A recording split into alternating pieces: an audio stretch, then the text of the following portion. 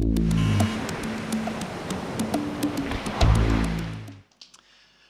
I'd like to start this evening off with a disclaimer, because the last time that I got in front of an audience of this size, I was in front of the group of investors in Joburg looking for finance, and I thought I was this big fancy CEO, and we're not, we're all human.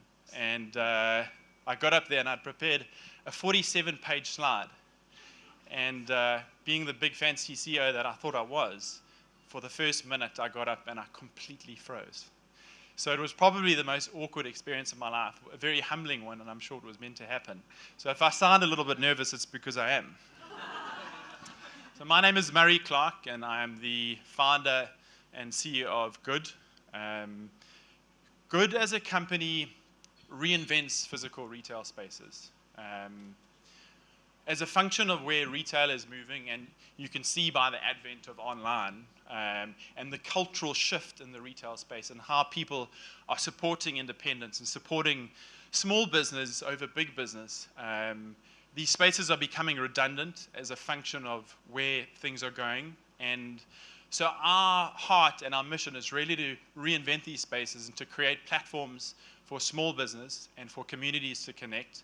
And we cut them up into a combination of flexible co-work space, food and beverage space, health and wellness, which is really important to us, as well as space for community to connect.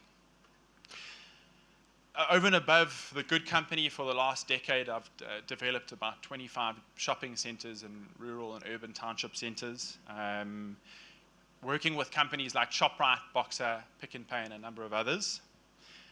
I've always had a love for entrepreneurial development and for business. Growing up in Durban for me, and we live in such a beautiful city, I was always drawn to the creative aspect of deal structuring and of entrepreneurship. I was the kid that was selling things on the side of the road from a very early stage, just loved business. And when I was at high school, ended up running sports clinics and under 18 nightclubs and everything you can think of, and that was me. But the thing is, what they don't teach you at school and in life generally, and this is what I want to discuss with you this evening, is that the metrics for success are not just centered around profit. And I think that that's something that's really important to discuss. I believe that making money without purpose has no meaning. And as property developers and as architectural students and as people in the property industry, I think that it's important that we identify with that, because I think that big business, inverted commas, and I speak in a generalization here, has let us down in the sense that everything has always been centered around one thing, and that's just profit. When we think about developers, and maybe it's just because of who we are, we think about buying land as cheap as possible, putting as much on it as possible, and extracting as much profit as possible. And I really feel that that's not the way that we should be operating. Often that developers do that at the cost of community. And gentrification is becoming a real thing. And it exists in Durban, it exists in Joburg, and it exists in Cape Town.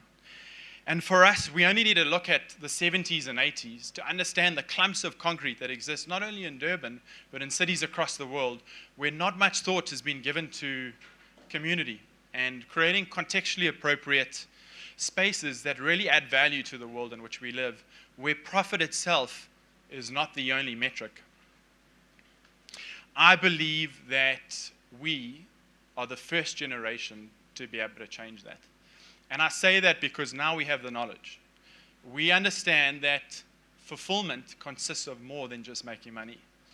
And I would like to encourage us to really think about the way in which we live, and to think about conscious and ethical consumption, and to think about identifying with communities that we invest in. For architectural students, when you think about designing buildings, you really need to come to terms with the fabric and the DNA of the particular communities that you are designing for, versus just creating functional design to extract profit. So what needs to change? I believe that we need to be creating spaces that add value to the world. I believe that we need to understand the context of every single community, and every single community is entirely different. When I think about the Big Box Marshy project, which we built a couple of years ago, the first thing we did is we walked the streets of KwaMashu.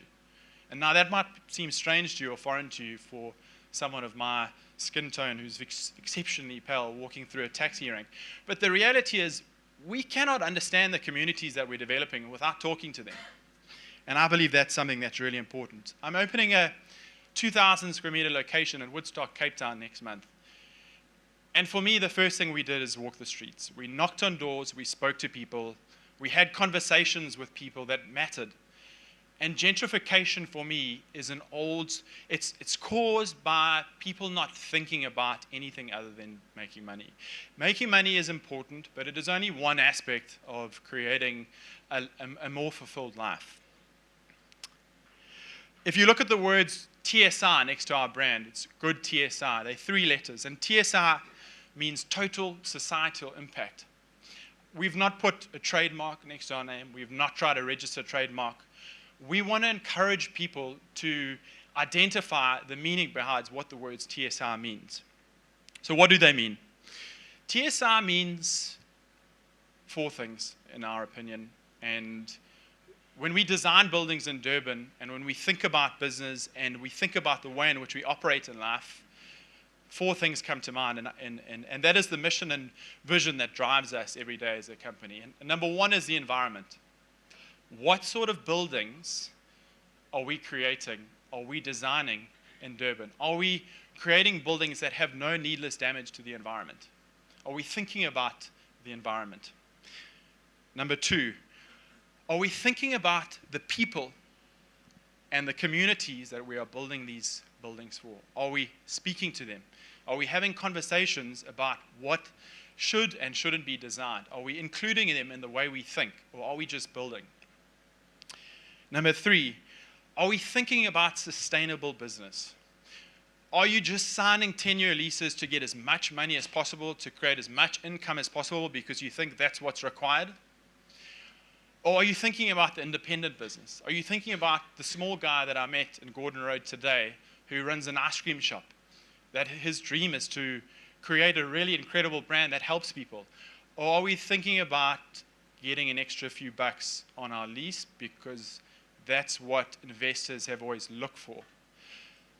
Number 3, last and final, I think it was just 3, is designing buildings to create platforms for conscious living. Those 4 things for me are non-negotiables, and they are central to why we exist as a company.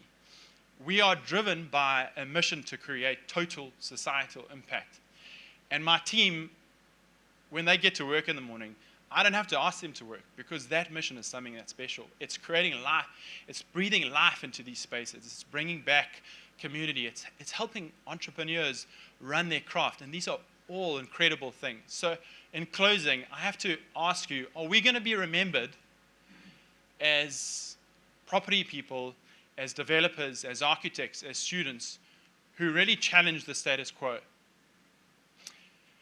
Or are we going to be remembered as the people who try to cut the best deal and make the most money? Are we going to add value to the lives of the communities that we invest in by creating total societal impact? Thank you.